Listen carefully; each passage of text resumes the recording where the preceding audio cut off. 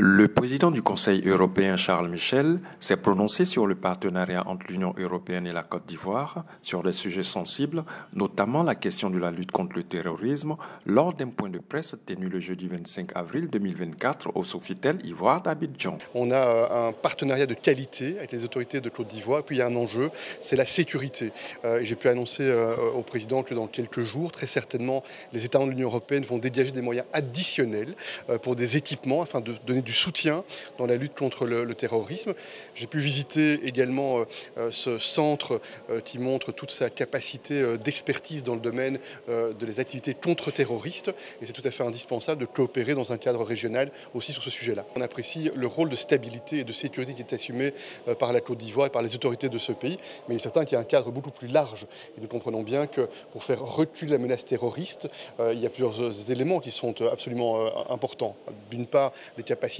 sécuritaires, des armées bien entraînées, performantes, capables de repousser ces menaces contre la stabilité, du matériel, c'est certain, il n'y a pas de doute, de la coopération avec les différents acteurs dans la région, et puis du développement, parce qu'on mesure bien que le terrorisme se nourrit aussi des situations où l'État n'est pas présent, dans des zones qui sont parfois un peu plus reculées et plus éloignées des capitales. Et c'est la raison pour laquelle on apprécie par exemple ce que la Côte d'Ivoire est en train de faire du côté nord, à la frontière avec le Burkina Faso, où il y a une dynamique qui est mise en place qui comporte à la fois des éléments de sécurité, de déploiement militaire, mais également du renforcement des capacités sur le terrain du développement, sur le terrain social, santé, éducation par exemple. Et puis on voit aussi qu'il est absolument essentiel de soutenir la Côte d'Ivoire,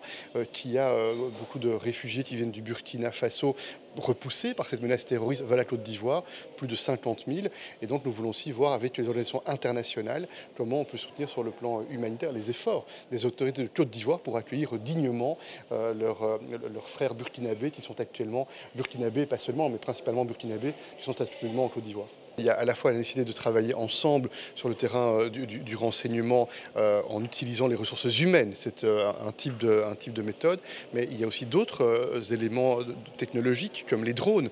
qui ont un rôle à jouer, comme un certain nombre d'éléments qui permettent d'un point de vue technologique de collecter des données, de collecter des informations. On a eu une conversation approfondie avec le président Ouattara et avec ses équipes sur l'importance de disposer de ce matériel qui vient en renfort. Et on sait que le renseignement, c'est à la fois multidimensionnel, c'est collecter des données, collecter des informations et voir avec ces informations comment on peut les utiliser afin d'entraver ceux qui ont des